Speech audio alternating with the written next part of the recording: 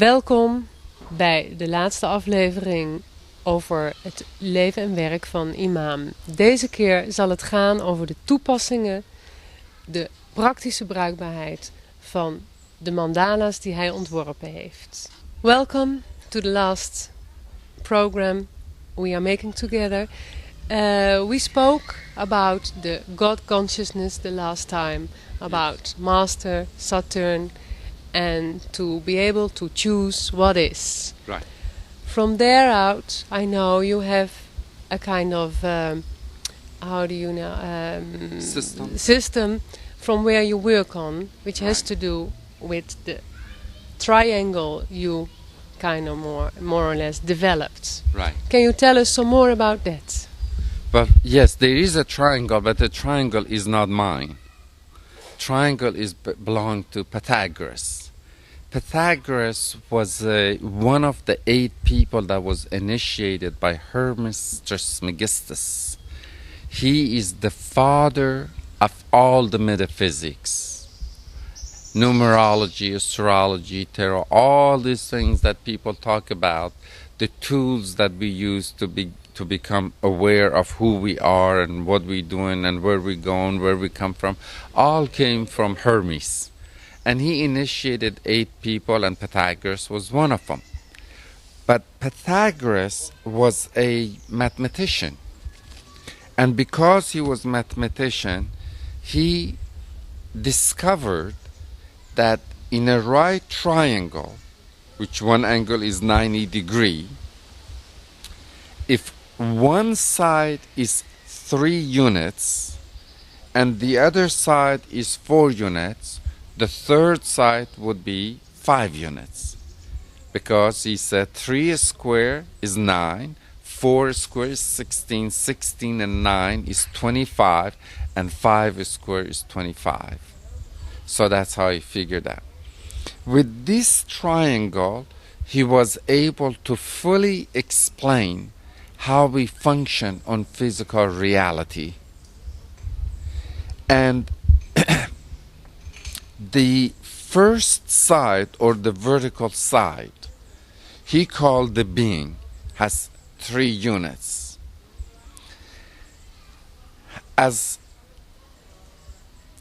he went on, he was able to in detail use the angles and all the parts to explain everything that we do, how we do it, how things happen in us, in physical reality. So what would you like me to tell you? Do you want me to tell you about these parts? It seems like a good start, and I can see more on this page, so probably you have to tell more about this triangle. Where, for example, how can you reach this Christ consciousness? All right. Everyone likes to know that, probably. Okay. In order to do this, if you start from right on the top, I always tell people, if you have never seen God today, look at it. That's where God is. This tiny dot is total intelligent. As you go down this, what I would like to do to take you through the triangle first, and then we come back and talk about it in more detail. Okay. All right. So here is God, total intelligent. As you go down this vertical side, it becomes diluted. It becomes less and less and less intelligent till you get to the red zone. The red zone represents self-conscious awareness. By that I know you're wearing a red dress, this is piece of paper, and so on and so forth. The first part, it's called the spirit or superconscious. The second one is self-conscious. The third part has no intelligence at all. It all works like a machine, like a computer, by software, so to speak. And as you go down, these softwares become less and less and less intelligent looking. Now, when you get to the horizontal line, things change. The horizontal line, which has 4 parts, unfortunately we lost the first part here, is fire, then water, air, and earth.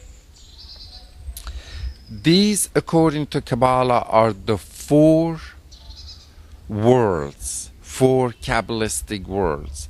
They claim we have 4 bodies, one in fire, one in water, one in earth, one in air, and one in earth. So everything that we do, first we do in the causal world, then we do in mental world, then we do in astral plane or emotional world, and finally we do them in physical world.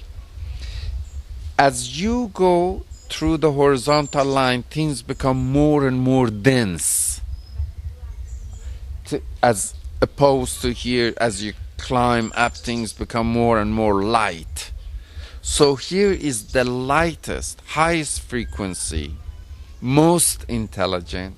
This dot is least intelligent, lowest frequency, most dense. This, the closest thing that I could think would be black holes, even the light doesn't go through. Then you become to climb. Remember, this has 5 units. So the first unit is minerals. The second one is vegetable, and then animal kingdom, human, and superhuman. As you climb up, you begin to have more and more intelligent and more activities till you get to the orange zone or yellow zone, which you almost become God-like. When you hit this place, then you are God itself. So now I would like to go back and talk about the being. Okay? Yeah. Do you have any question regarding that, or you want me to just keep talking? Well, the only question I have is that on this picture you could also see that God is in everything. Right. Also in the minerals, also in...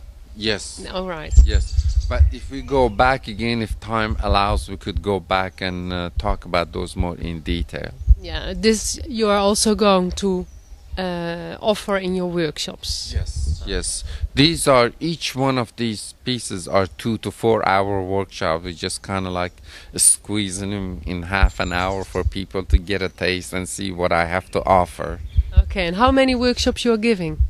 Well, the first 6 workshops I highly recommend for people to get to see what is it that I'm talking about, and then if they like what I do, then I have another 52 if people interested. So, okay. Right.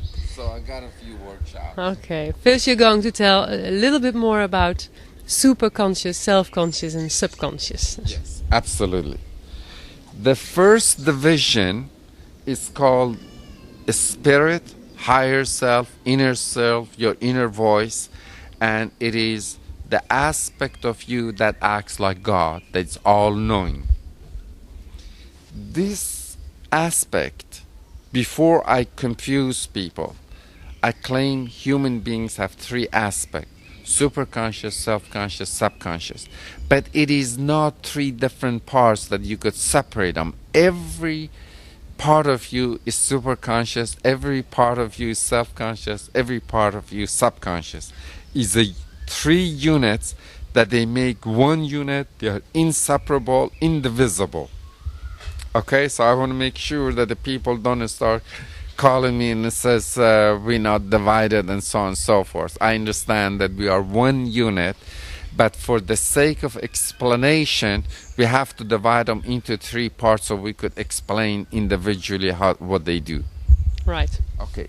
The first aspect, which is the most intelligent, all it does, it originates. So everything that you do for the first time, you do through this aspect. For instance, Mozart's first piece that he wrote it with this. And then everything else that he done is done by other aspects. That's how come when somebody plays Mozart, we all know it's Mozart. If they were all done by superconscious, they would all be different and we would never know if it is Mozart or not. This aspect is always there to support you, but you have to ask. So it is the silent partner.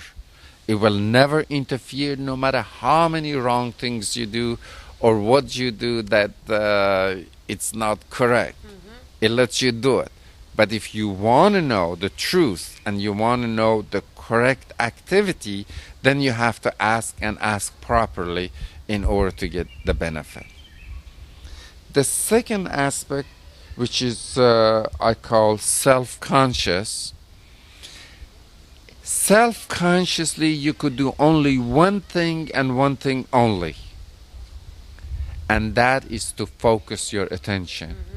But by focusing your attention, you put in motion the activity of the third part, which does all the things. So when I say, please raise your right hand, you consciously wouldn't know how to do it. But the moment you focus on it, your right hand goes up. Okay? Okay. So self-consciously, what you do, you focus your attention. By focusing your attention, you discern and discriminate. In another word, when you go to ice cream shop, you don't say, I want one of every flavor. You choose one kind, like chocolate. Okay? So you discern and discriminate. When you choose one thing, you discriminate against everything else. All right? All right. Now, So this comes out of your self-consciousness. yes. Okay. Subconsciousness, which has no intelligence at all, self-consciously just have enough intelligence to confuse you, to think you know everything when you don't. But that little tiny piece of intelligence eventually becomes handy, would help you eventually to discover self and discover what God is within you. So it's through that little intelligence. So we need it. But subconsciously, there is no intelligence. It's all software. Subconsciously, we do 5 trillion or more activities. Now, 5 trillion is a big number. The only number that I could mention, it would be the United States deficit. United States government owes that much money. So we make a joke about this in the United States. But the subconsciousness takes care of, excuse me, all your physical needs. So all your digestion, all your sensory perceptions, all the breathing, the blood running through veins, and all those things, they're all done by subconsciousness. All your thoughts, the cells dying, maintaining, being reborn, they're all done by subconscious. Yes. Okay? Yeah. But the most important thing is that subconscious keep tracks of everything that you do. And every time a person is in activity, that either he claims that activity produced pain for him, or somebody else says that his activity produced pain for them, the subconscious will record this, and since pain really in reality doesn't exist, it's a lie, the lie has to be corrected. So the subconscious began to remind you of this situation over and over and over again for you to correct them. Right. So how did we mess up then? Well, we messed up by getting a foolish idea that there is pain when there wasn't. It's just an assignment too. Yes, we assign pain to the situation, sometimes out of ignorance, sometimes we want to be cute, sometimes we really do feel like if you hit me by 2x4, by piece of iron or piece of board, I would claim that I felt pain. Yeah. But once we are really in tune, we will discover that there is no such thing as pain. Now, when I was studying this thing, I discovered that there was a map that somebody has designed, a psychologist in Boston many, many years ago, and he called tone scale. This is called tone scale. And if you notice, I wrote pain very large. Now, from pain to below apathy is death. These are different emotions that they get denser as you go, or less intelligent, or take less responsibility. Here you still, under the 10, you still believe that pain really exists. Yes. And you're not aware how it actually is not there. Right. Right. And above the 10, what's happening over there? Once you learn that pain really doesn't exist and you could push through it, the moment you try to have pain, the pain disappears. No one has ever experienced pain because it doesn't exist. But people, out of ignorance, they say, I experience pain. But when they say experience pain, what they mean, they experience resisting a particular situation. Now, I am one of those people that I could put needle in my body. But for a person that doesn't have that ability, when I start pushing needle in their body, they start screaming and resisting. If they don't resist, you could push the needle through the body without bleeding. But when you resist, then you feel something and you call it pain. Yeah. So it asked a certain level of awareness. Right. To be able not to believe any longer in the existence of pain. Right. So how can we solve this then? Okay. In order to resolve these issues, as you began to clearing means remembering the incidents that they were that you consider painful, or you assign pain to them. Through whatever technology you have, meditation, tarot cards, talking to your psychiatrist, whatever means that you have to duplicate this. You have to be willing to experience that incident. Like, let's say if a person's father died and they say this was very painful. If they get to a place that they say, well, all of us, we're going to die, so what is the big problem? So when you get to that stage, then when there is no pain to that situation, that you are not being reminded of it anymore. And as you go through stages and you recall all the incidents, like I was being bitten by dogs many times and I claimed they were very painful. But once I discovered that there is no such thing as pain, and I was willing to experience those situations, all of a sudden all those patterns were gone. And before I was really scared of dogs, now I have a lot of dog friends, and the minute I see them, I like them and they like me.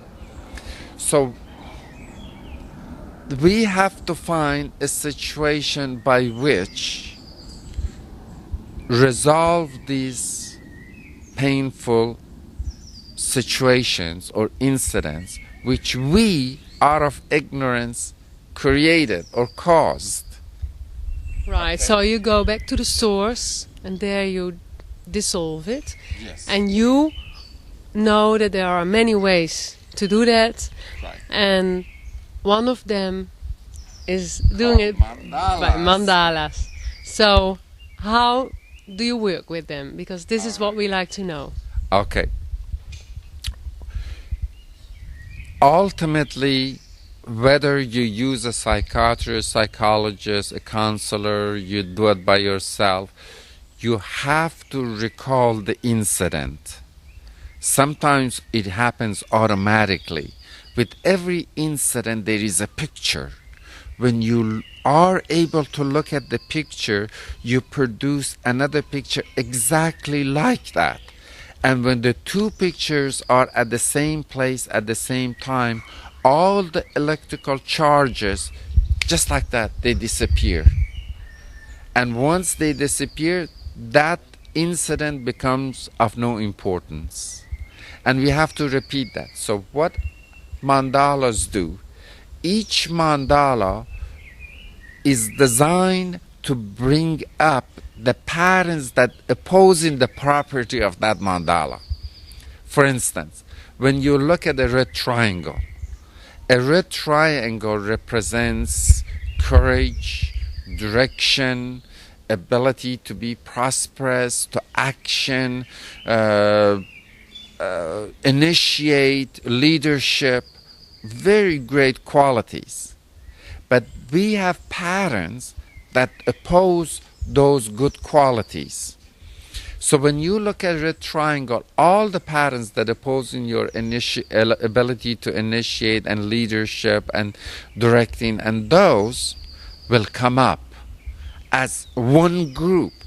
So the moment you look at this red triangle, when you close your eyes and you see green instead of red, as long as you holding the red, you duplicating all the destructive patterns that they are in the way.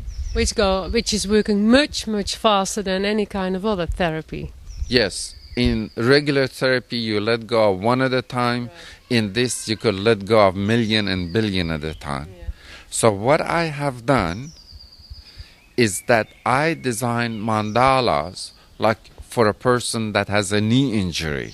I have 2 sets of mandalas. I have one mandala that is generic that would help everybody with their knees. But if a person comes and says, I have this particular discomfort, I want a mandala for myself, and then based on their horoscope and the information that I know what would help, I would design a mandala that would help them with their difficulty. And all they have to do, look at the mandala, close their eyes, hold the image, and eventually all the destructive patterns that has caused that problem will be discharged and the problem would be released. I have worked with 6 cancer patients that they had to go for surgery on Monday. I worked with them on Friday, Saturday, and Sunday. Monday, when they went to the doctor told them there must have been a mistake. Right, wonderful. And this is not only on a physical level, because on all levels you can work with mandalas to heal. Whether they are physical, mental, emotional, psychological, whatever, economical, whatever problem people have, it's all, every problem, everything that you could imagine is made of these 5 energies. And you could combine these 5 energies to heal whatever situation there might be. And in my workshops, I explain this in detail and train people how to resolve their difficulties or their conflicts by themselves. Dit was dan de laatste aflevering over het werk van Emahmn. Ik hoop dat u net zo genoten heeft van alle informatie die we gekregen hebben als ik. Meer informatie over de workshops die hij geeft en de individuele consulten kunt u krijgen via het e-mailadres wat zo dadelijk in beeld zal verschijnen. Verder kunt u hem ook inviteren om workshops in Nederland te komen geven. Hartelijk dank voor het kijken. Tot ziens.